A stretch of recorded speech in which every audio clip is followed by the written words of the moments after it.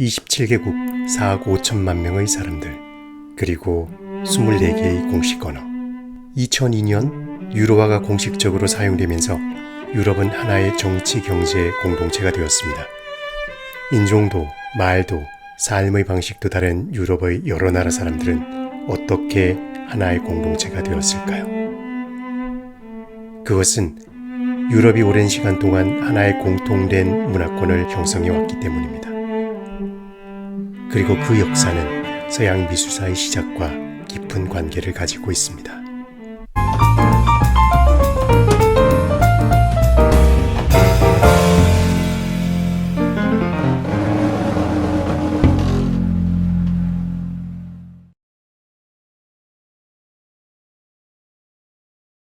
여러분 안녕하세요. 미술사학자 김성모입니다.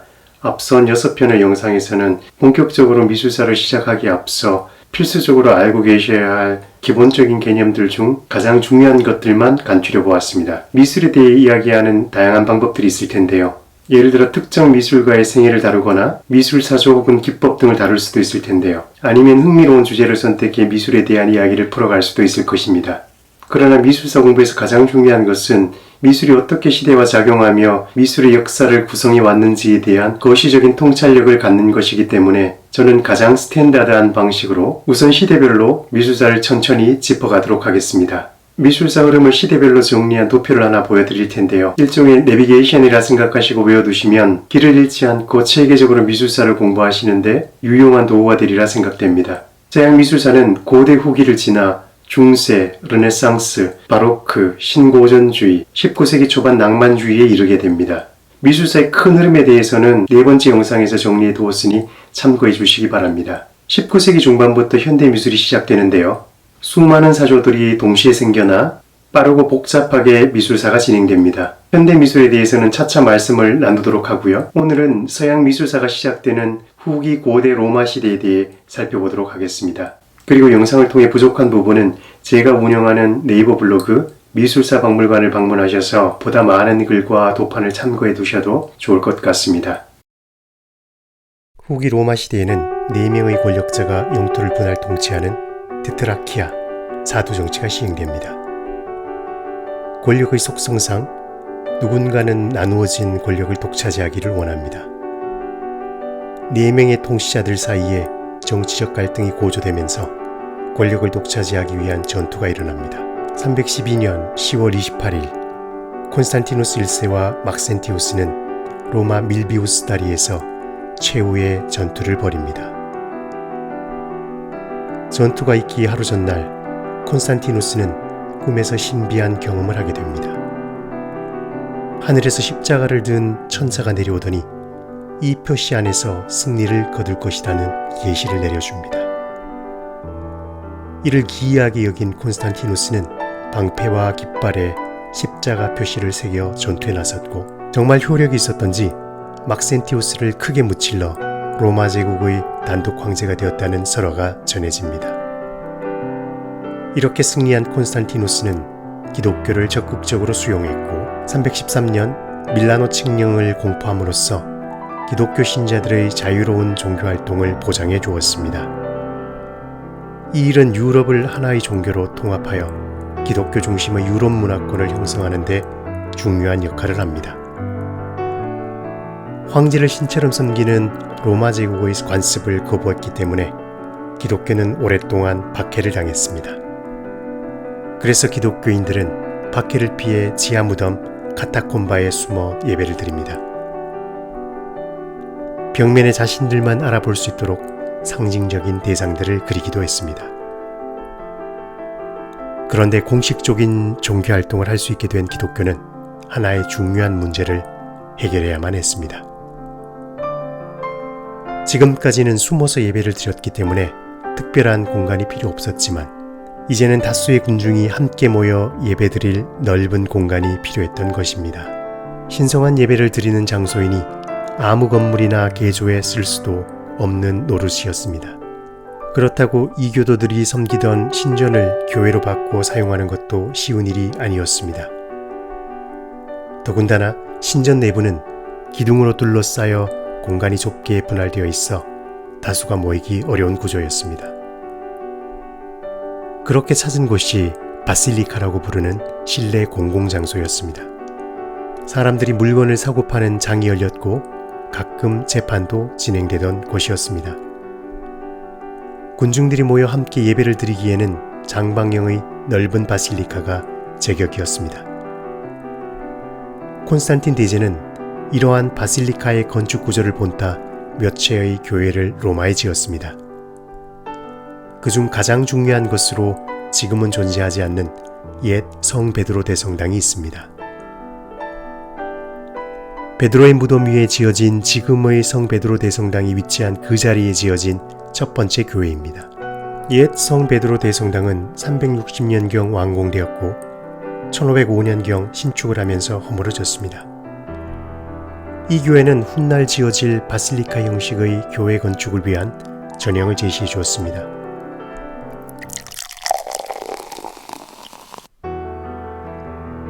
옛 성 베드로 대성당에는 모두 5개의 통로가 마련되어 있습니다.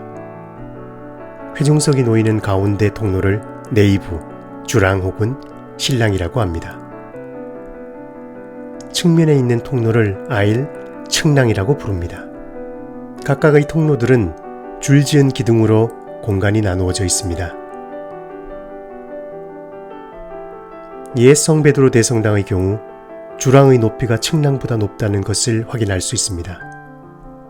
그리고 주랑의 양벽면 상단 부분에 고측장이 열지어 나 있어 실내 채광을 담당합니다. 천장은 개방되어 있어 지붕으로 연결되는 내부 구조가 훤히 드러나 있습니다. 교회 건축의 구조적 분류에서 바실리카 형태가 바로 여기서 유래한다는 사실을 기억해야 합니다. 서양 미술사의 교회 건축은 바실리카를 기본형으로 발달했습니다. 바실리카 형식으로 불리기 위해서는 이미 언급된 3가지 요소를 충족해야 합니다. 첫째, 최소 3개 이상의 통로를 가져야 합니다. 교회의 규모에 따라 통로가 3 혹은 5이 될 수도 있습니다. 둘째, 가운데 통로인 신랑의 높이가 측랑보다 높아야 합니다. 어떤 교회의 경우 신랑과 측랑의 높이가 동일할 수 있는데 그러면 바실리카 형식이라고 부를 수 없습니다. 셋째로, 가운데 통로인 신랑 벽면 상단에 채광창이 열지어 나 있어야 합니다. 어떤 교회의 경우 채광창이 나타나지 않을 수 있는데 그러면 바실리카 형식의 교회라 부를 수 없습니다. 이러한 바실리카 형식의 교회 구조가 더 복잡해지고 분화되어 훗날 십자가형 등의 형태로 발전하게 됩니다. 콘스탄티누스 치하에 여러 채의 교회들이 세워졌는데 그중 가장 중요한 것으로는 이미 살펴본 옛 성 베드로 대성당, 사도 바울의 무덤이 있던 자리에 세워진 로마의 산 파울로 포리 레무라, 지금은 전혀 다른 모습의 교회가 지어져 있지만 로마 라테란의 산 지오바니 교회 등이 있습니다. 로마 후기에서 중세를 지날 때까지 미술을 발달해서 중요한 것은 건축입니다. 기독교가 로마의 국교가 되면서 수많은 교회들이 지어졌고 회화나 조각은 건축을 장식하면서 함께 발달해 갔습니다. 그렇기 때문에 용어가 다소 까다롭고 복잡하지만 건축 개념을 익히는 것은 미술사 공부에서 아주 필수적입니다. 교회 건축과 함께 후기 로마 시대 초기 기독교 미술의 전형을 보여주는 또 다른 예시들이 있습니다. 그중 하나가 359년 세상을 떠난 유니우스 바수스라는 인물을 위해 제작된 석관입니다. 유니우스 바수스는 콘스탄틴 2세 때 활동했던 중요한 정치인으로 죽기 직전 기독교로 개종한 것으로 추정됩니다. 바수스의 석관은 원래 옛 성 베드로 대성당에 보관되어 있다 1597년 발굴되었는데 외벽을 장식하는 부조는 고대 후기 초기 기독교 미술 연구의 중요한 사료가 됩니다. 정치적으로 중요한 인물을 위한 석관이었기 때문에 이곳에 새겨진 부조는 당시 최고 수준의 기술력을 보여줍니다. 바수스의 석관보다 조금 앞선 시기에 제작된 콘스탄티누스 개선문에도 황제의 업적을 그린 부조들이 등장하는데 바수스의 석관 부조는 당시 제작되었던 다른 부조들과 비교했을 때 독특한 형식적 특징을 보여줍니다.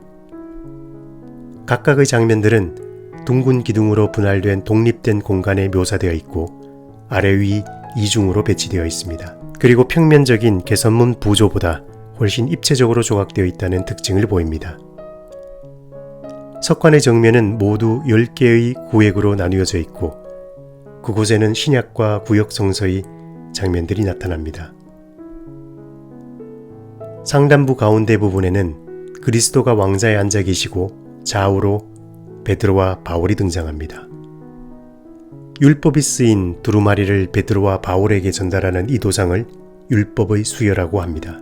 구약시대에 모세가 시나이 산에서 10가지 계명을 율법으로 받은 것에 대응하여 나타난 것으로 그리스도가 새로운 율법으로 복음서를 수여하는 장면입니다.